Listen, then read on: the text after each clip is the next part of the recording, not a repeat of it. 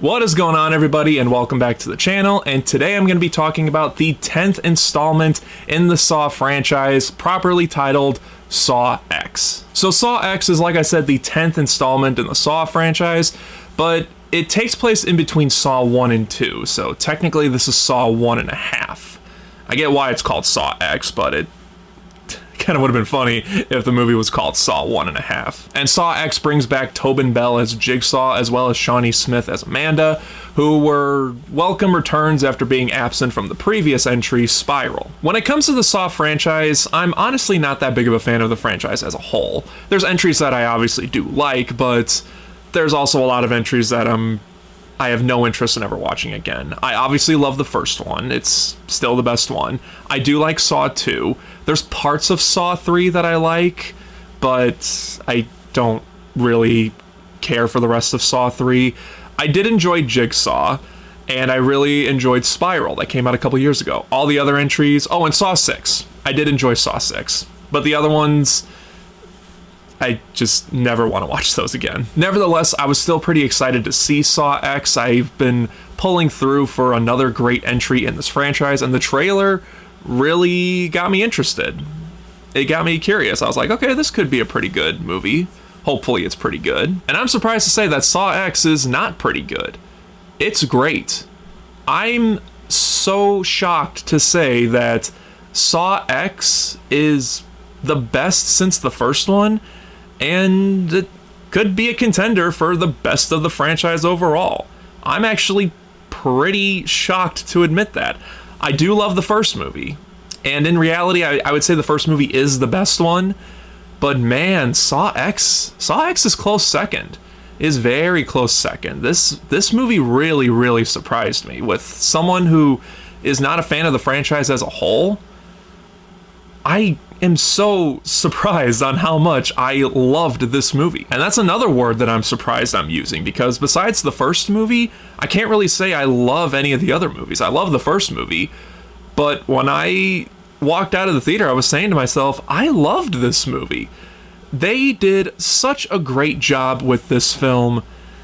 And again, I'm probably going to go back to this a lot, but this movie genuinely surprised me. I think what I love the most about this movie is that it focuses on more of a personal story for Jigsaw, and it doesn't really focus a whole lot on just mindless blood and gore. Like, I know that's what the Saw franchise is about.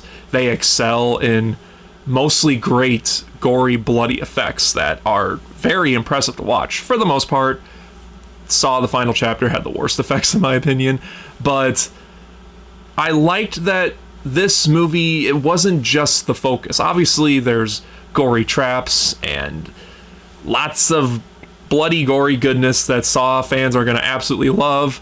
I had to look away a couple times because I get a little squeamish with blood and gore, but there's that stuff in there, obviously, but I like the fact that this film decided to focus a lot more on the characters and this personal story of Jigsaw. So much so that I actually forgot about the traps when we finally got to that part of the movie.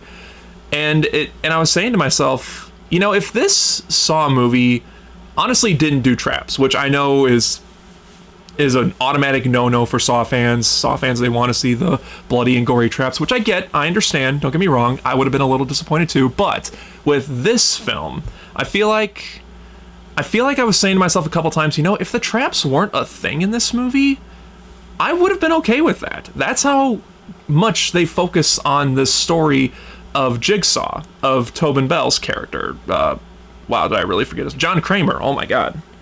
My brain's not working today. I just forgot John Kramer's name. Don't come after me, I'm sorry. But just seeing this story of John Kramer going to Mexico to get this obscure and risky treatment to possibly get his cancer out of him, only for him to discover that they just completely scammed him. They didn't even do any surgery on him. His cancer's still in him. They just stole his money. Their facility is even gone and everything. To see this story, you kind of feel bad for John Kramer in this film, which is something that I wouldn't think would be a possibility, because John Kramer, he is the mastermind of all these traps and is the reason why these people die. Even though he's not a killer, he himself hasn't killed those people in the previous films. he's still the main villain of the series. So you, in a way, want to hate Jigsaw in a way. But this movie took a different route and made John Kramer the protagonist. And it worked. I'm honestly surprised that it worked. When it comes to horror villains, whenever they try to redo something to try to make them sympathetical and the good guy, it usually never works. Like, they tried to do that with the Friday the 13th remake, and it just sucked. They tried to do that with Rob Zombie's Halloween movies. Didn't really work all that much. I think they even tried to do that with the Nightmare on Elm Street remake. That didn't work either. This one, it worked, and they did a really good job with it. And speaking of John Kramer, Tobin Bell is, of course, phenomenal. I love listening to this man's voice as he, says through those cassette tapes, I want to play a game, and just listening to him explain how these traps work, and just listening to him talk in general. He's just got such an engaging voice where you're, like, haunted by his voice, but you're intrigued by his voice as well. He gives probably his best performance out of all the Saw movies in this film. And Shawnee Smith is really good once again as Amanda. It's nice to see her after... Oh god, when was the last Saw movie she was in? I honestly don't remember. Hang on, I'm gonna look it up. Saw 6? Possibly? I could be right. Like I said, I'm not a huge fan of this franchise, so not every little bit of information is ingrained in my head, like, say, the Halloween franchise. But I'm getting sidetracked. Either way, it's good to see Shawnee Smith back as Amanda. She gives another great performance. And yeah, seeing her interact with John Kramer, it was just so entertaining to watch. Now, a common problem that I've had with the Saw franchise that I don't know if other fans of the franchise would have as well is that the hyperactive, shaky editing got a little distracting. Actually, it got pretty distracting as the sequels went on. So much so that one of the reasons why I loved Jigsaw, well, not loved Jigsaw, one of the reasons why I enjoyed Jigsaw was because they didn't do that. They kept the camera very steady, but still kept that level of suspense there that the previous entries had. But then Spiral brought back the hyperactive, shaky editing. This film does it too, but nowhere near as much, which I am surprised to say. I mean, it is there because it's kind of a staple of the Saw series, but instead of relying on it like previous sequels had, they use it sparingly and they use it to where it works. It's kind of hard to explain. It's not like every time a person moves, the camera just shakes and it's that hyperactive, movement that they have. It's, like I said, it's used sparingly, but it's used pretty well. And I was intrigued with these new characters that eventually scam John Kramer. I'm not going to say who the real villain of the movie is. I mean, you could probably piece it together by watching the trailer, but I'm not going to give it away just in case you didn't watch the trailer. But it is something that was fresh and unique and that I really enjoyed. And I think that probably sums up my whole experience with Saw X. It feels familiar. It looks and feels like a Saw movie, but there's so much that they inject in here that feel fresh and new, and I respect it and enjoy it for that.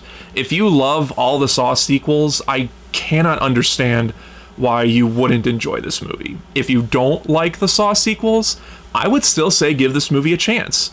It's got everything that you would want for a Saw movie, but it gives you a lot more, and in return gives you a better film because of it, in my opinion. Like I said, I think Saw X is the best sequel out of all of them. In fact, like I said, it's a contender for possible best in the franchise, and I never thought I would say that. I'm glad that this movie is doing really good, and there is a mid-credit scene. I don't think there's anything at the very end of the credits. It was really late, and I just wanted to get home.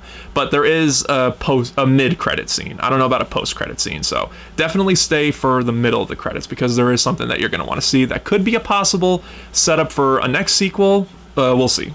The movie's doing pretty good financially, so we'll see what comes of that. And yeah, I'm actually surprised to say that I'm curious to see what they're going to do next. I'm excited for what they do next. I have found a new enjoyment in this movie that has gotten me interested in more Saw sequels. So yeah, if they want to make Saw 11 to 15, as long as they keep up this quality, I'm all in favor for that.